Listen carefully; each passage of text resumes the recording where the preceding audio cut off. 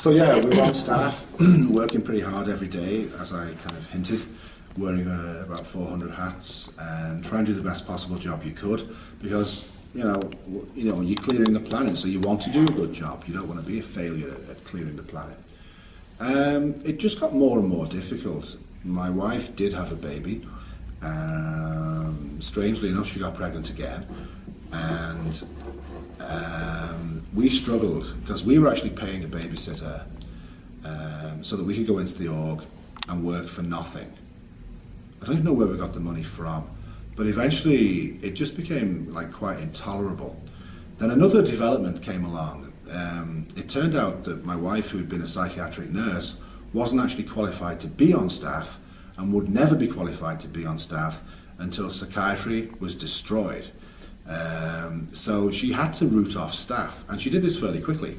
So I thought, okay, she's not on staff, I'm not going to stay on staff if she's not on staff. So I also decided to root off, and at that particular time you become, you lose status, or if you ever had any, you lose status straight away. You become an insect, they look down on you because you've decided to leave.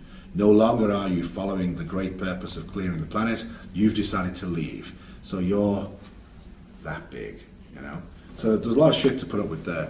She was like free and clear, to use a strange term, but she was like off staff, her problems was over.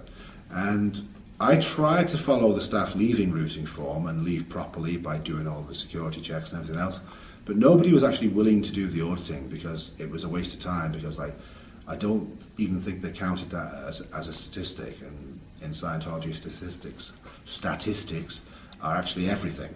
So it was a big problem trying to get the auditing to actually leave. So in the end we decided the only way we were going to get away was to just blow. And that's eventually what we did. But that was a huge step, because there's this fear that they're going to come after you and bring you back. The fact that you can't really afford to eat, the fact that you're struggling to pay your rent.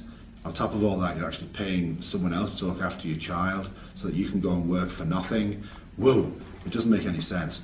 We'd put in about 2 or 3 years at this time anyway of the daily crap. Another day in paradise is one way to look at it. We did make the decision to leave. We actually had to contact someone we knew and borrow the money to buy the train tickets to leave. But the physical action of leaving was so difficult because there was all this mental conditioning. There was this absolute fear of not having Scientology in your life. That's how deeply it had got in, because it was the only way. It was the answer. It was the only truth. Blah blah blah. And strangely enough, your own mind was working against you by what's the word? Rationalizing Hubbard's statements. I mean, here's a classic example. He doesn't like psychiatry, therefore psychiatry is all wrong and Hubbard's right. That's crazy. That's crazy. One man takes on psychiatry, and you believe him, and all these psychiatrists are totally evil and wrong. That couldn't be. It's like he also has an axe to grind with the American Medical Association.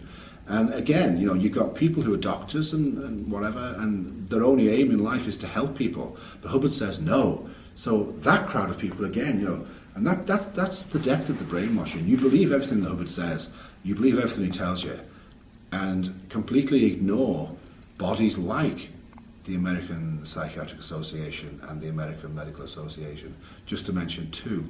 But there's the British equivalents as well. So it's like all medicos are bad and wrong, all psychiatrists are bad and wrong, and that couldn't possibly be.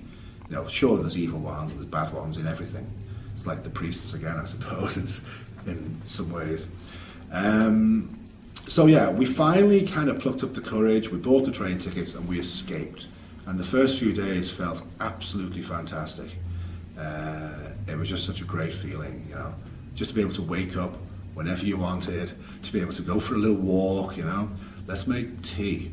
Let's just make tea and sit down and drink a cup of tea. Wow, we can do that, yeah. I'd miss a load of stuff out, but that kind of takes me from first becoming acquainted with the subject, to like spending time on staff, to doing some training, and to plucking up the courage to leave. So, there you go.